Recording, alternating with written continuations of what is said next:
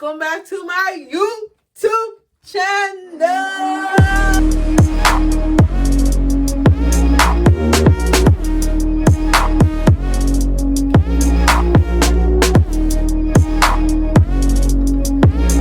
On today's episode of Sharchi TV, it's going to be a chit chat and I'm going to give you guys some advice on how to be more confident and how to start your confidence journey, as well as how I have been on my confidence and my self-love journey. So without further ado, let's get into this video, shall we? Let's go. So I really wasn't always this confident in myself, and I always wasn't this rest assured in myself. It did take a lot of time and prayer and patience and really starting to get to know who I am as a person. I wasn't always this open to start a YouTube channel and start posting pictures on Instagram and Snapchat. Like, it really took a long time for me to be able to have that amount of confidence in myself to be able to actually post stuff and let other people see it as well. All throughout middle school and even in high school, like, I feel like I was always the yes person, and I was always the person that would just go along with the crowd. Whatever everybody else wanted to do, I was going to do it because I felt like I had to do what was cool. I had to do what was in. I really didn't have my own foundation in myself and my own like knowledge of what I wanted to do, which definitely took a toll on my confidence level. As the yes person, it's really easy for people to kind of take advantage of you and to just automatically assume that whatever they say you're going to do it without really having a thought process of your own. Especially in high school, that's where it really reached its peak, because in high school, I really didn't have my own mindset of what I wanted to do. Don't get it twisted. I wasn't doing everything and anything that people wanted me to do or what was cool. Like, I still had my own morals and values. I did feel myself kind of always giving in and kind of not really saying no, things I really didn't want to do. It really wasn't until I would say the end of my senior year of high school and the beginning of college was when I really started to grow more into myself and really figure out who I am as a person and kind of what I stand for and what I don't stand for. I remember one specific example. I was in my English class, I believe, and one of my classmates asked me if I wanted to watch a video like what everybody else was watching, or I wanted to participate in an activity, and I said no to it. And honestly, everybody was shocked. Like, even I was shocked. I was like, did I just say no? Did I just not say what other people wanted me to do? And that's the first time I really realized that I could say no to things. That was one of the main turning points, I would say, of when I really started my confidence journey and my self-love journey, and really realizing what I do and do not tolerate and what I really want to do for myself. Fast forward to present day, I feel like now I have made a whole 360, because now I feel like I know who I am as a person. I know what I stand for, what I don't stand for, and I'm able to say no and go against the crowd and go against the current and not really mind what happens after that, because I know deep down that's not what I wanted to do. That's not to say that I'm completely like 100% bold and confident and like I don't have my own troubles. No, but it is a day by day type of journey that you really have to force yourself to go on and realize that the journey doesn't just stop at one place. Like, it's a lifelong thing.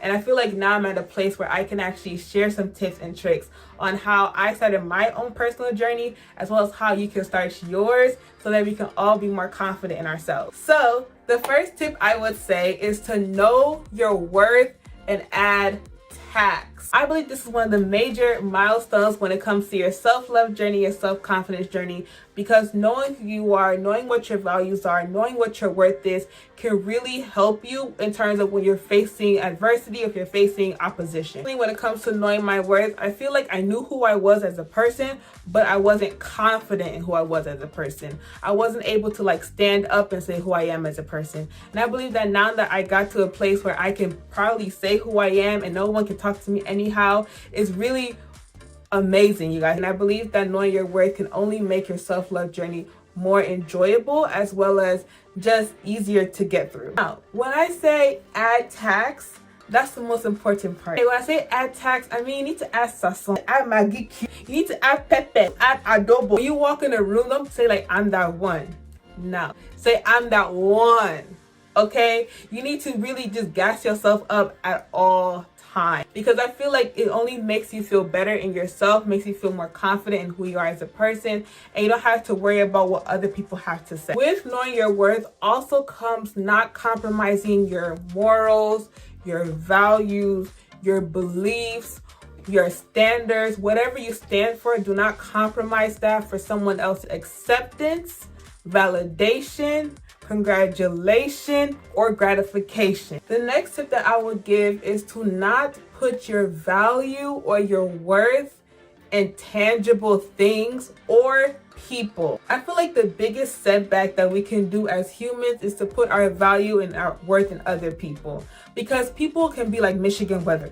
One day they like you and the next day they don't like you. You can't be going tit for tat back and forth with people and expect them to always like you all of the time. When you put your worth in tangible things, when you put your worth in your value and how many Instagram likes you get or how many retweets you get on Twitter, that stuff is only temporary. When you put your worth, your value, your morals, your beliefs in the hands of somebody else, you're putting so much faith in them that they will see what you hope to see in yourself, that they will appreciate what you hope to appreciate in yourself. They will love you how you hope to love yourself. And honestly, guys, you cannot do that. It has to come from within. If you know it in yourself, nobody else can shake it. The next tip is probably one of the biggest tips that I can give you guys, and that is to not take everything to heart. Honestly, in this day and age, you can't take everything personally. Like, people are going to try to talk to you anyhow. They're going to try to say everything they want to say, try to shake you,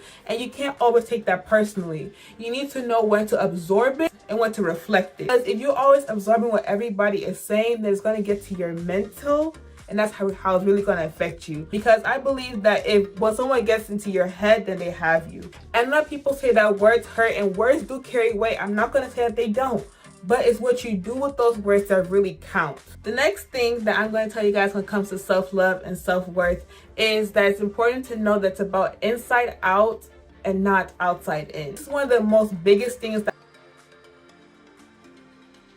your inside is not clean and your inside is not like in unison, and you're not confident how you are as a person, you're just a walking play. You're just a walking Shakespeare, because whatever you're portraying outside is not going to be genuine to you, because you don't feel that way on your inside. Then that just causes you to put on a long-winded facade for who? Pourquoi?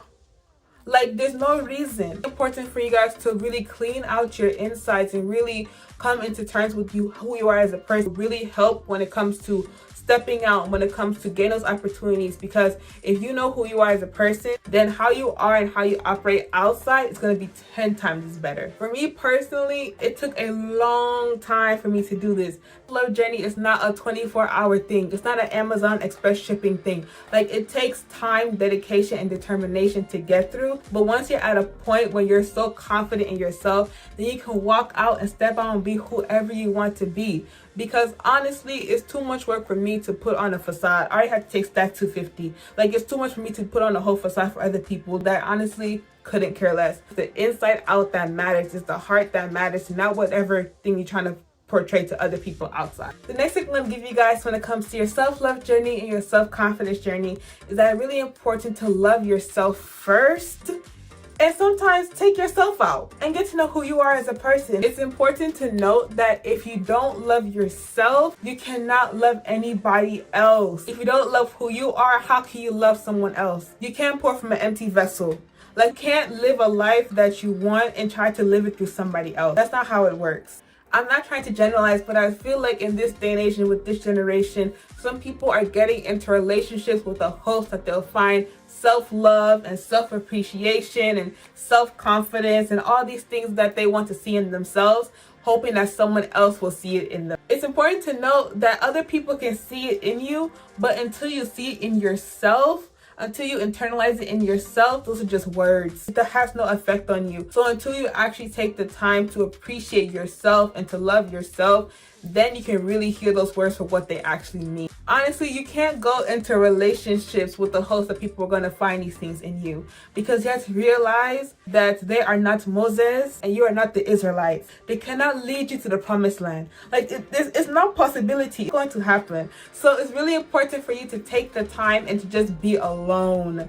Be in tune with yourself, so that once you know who you are, then you can try to explore those relationships and those other connections, because you already have that foundation in yourself. I really hope all these tips helped you and kind of kickstart your self-confidence journey, because these are one of the pillars that really helped me embark on mine and kind of helped me when in terms of continuing my journey. If you want me to make a part 2 to this video, be sure to comment down below and like this video so that I know. And as always, be sure to like, comment, and subscribe, and stay blessed and stay loved. Bye, love.